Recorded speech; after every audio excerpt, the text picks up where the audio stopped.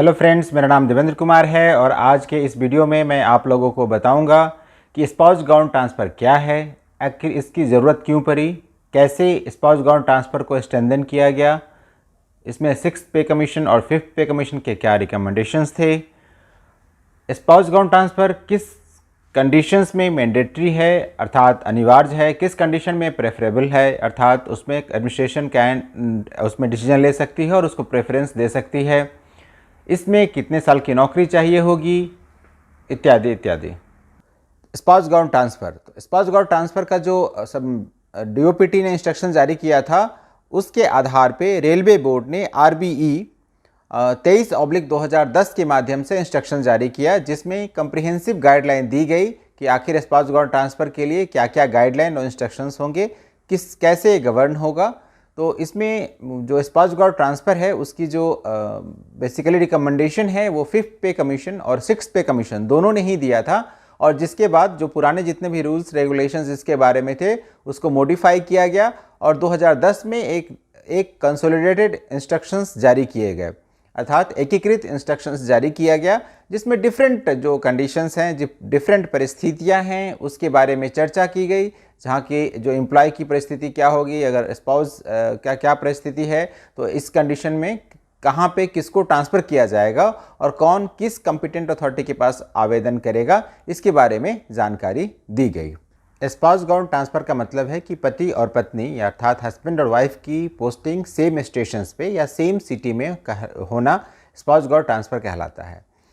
यह एक माध्यम है जिसके माध्यम से वुमेन एम्पावरमेंट का प्रावधान किया गया, जो कि 6th पे कमीशन ने कहा था और 5th पे कमीशन ने भी कहा था। तो इससे वुमेन एम्पावरमेंट होगा और जो एक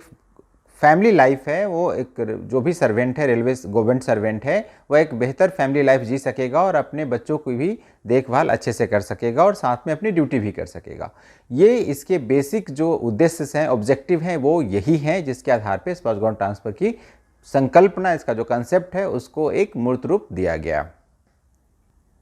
इसमें यह इंस्ट्रक्शन जारी किए गए, पहले ये मैंडेटरी नहीं था, लेकिन इसमें मैंडेटरी ये दिया गया कि अगर दोनों सेंट्रल गवर्नमेंट एम्प्लॉय है, पति और पत्नी, अगर वहाँ पे वैकेंसी है तो मैंडेटरीली इन दोनों को एक जगह पोस्ट किया जाएगा। ऐसा प्रावधान इस इंस्ट्रक्शन के माध्यम से किया गया। साथ में अब अलग अलग कंडीशंस क्या क्या होंगे और उस पर क्या क्या इंस्ट्रक्शंस जारी किए गए हैं रेलवे बोर्ड के द्वारा, उस पर हम लोग चर्चा करेंगे। तो कंडीशन 1, जो पहला कंडीशन है, उसमें ये है कि दोनों रेलवे सर्वेंट हो और दोनों की जो सीनियरिटी यूनिट हो एक हो। सपोज एक अगर कोई क्लर्क है, दूसरा सीनियर क्लर्क है, तो इस तरह की सीनियरिटी यूनिट्स अगर उनके पास है तो उसमें इसकी पोस्टिंग कैसे होगी। या कोई अधिकारी है, मान लीजिए कोई आरटीएस ऑफिसर है, कोई आईआरपीएस ऑफिसर है, उनकी पत्नी भी अधिकारी हैं, तो इस परिस्थिति में कैसे गवर्न होगा, ये चर्चा 1 में की गई है, जो पहला कंडीशन उसमें की गई है। तो अगर सेम सीनियरिटी यूनिट है तो उनकी पोस्टिंग सेम स्टेशन पे की जा सकती है, की जाएगी प्रेफरेबली। और उनकी जो इसमें ध्यान ये रखना होगा कि एक जो पति या पत्नी एक दूसरे के सबऑर्डिनेट नहीं होंगे, समझ गए, सबऑर्डिनेट नहीं होंगे, ये इंश्योर करना है। कंडीशन 2 है जहां दोनों रेलवे सर्वेंट हैं लेकिन दोनों की सीनियरिटी यूनिट डिफरेंट है। ऐसी परिस्थिति में रेलवे एडमिनिस्ट्रेशन जो है वो प्रयास करेगा कि दोनों की पोस्टिंग एक जगह हो जाए। अगर उसके बावजूद भी वैकेंसी नहीं है या कोई अन्य कारण से दोनों की पोस्टिंग एक जगह नहीं हो सकती, तो इस कंडीशन में सिंपैथेटिकली ये कंसीडर किया जाएगा कि उनकी कैटेगरी भी चेंज अगर हो सकती है रूल के अनुसार तो की जा सकती है। ये कंडीशन 2 है। 3 वो है जिसमें कि एक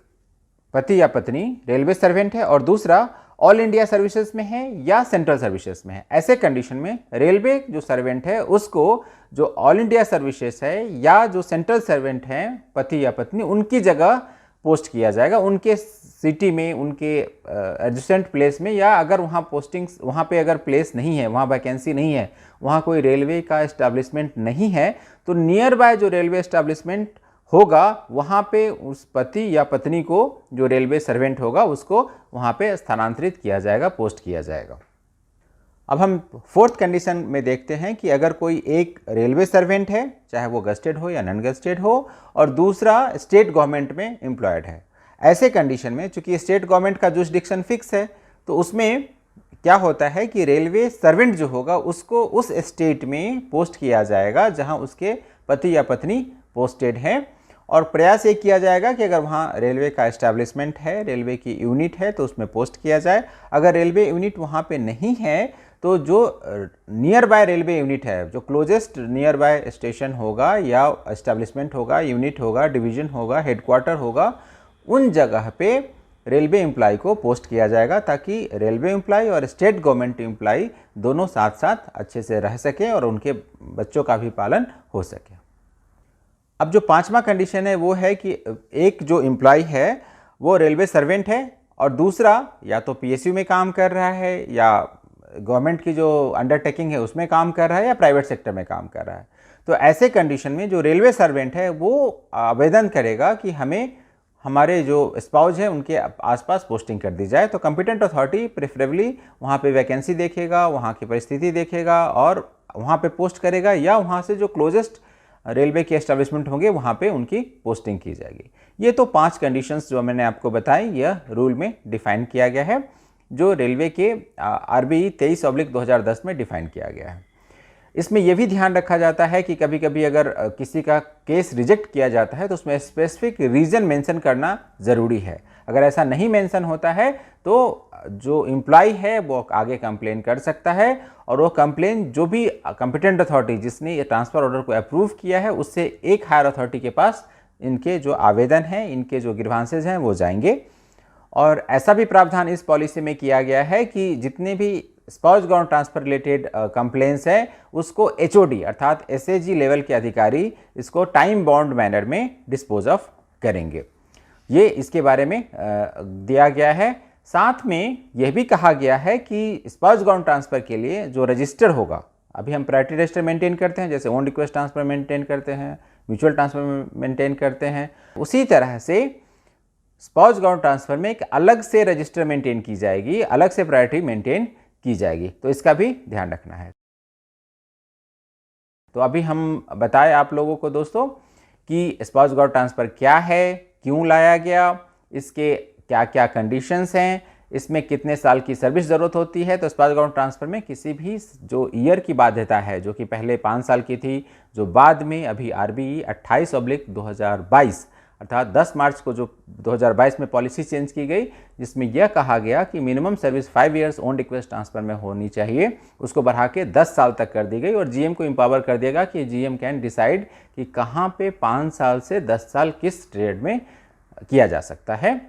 तो ऐसी परिस्थिति में स्पाउस ग्राउंड ट्रांसफर में ये जो 5 साल वाली या 10 साल वाली कंडीशंस नई जो लाई गई है वो लागू नहीं होता है। तो स्पाउस ग्राउंड ट्रांसफर में जो भी लोग स्पाउस ग्राउंड ट्रांसफर के लिए एलिजिबल हैं वो लोग स्पाउस ग्राउंड ट्रांसफर पे अपनी अप्लाई करें और अपने ट्रांसफ़र को प्रयास करके एक जगह पति पत्नी और उनके बच्चे आसानी से अपनी देश की भी सेवा कर पाएँ और अपने फैमिली लाइफ भी जी सकें, इसके लिए प्रयास किया जा सकता है। Thank you.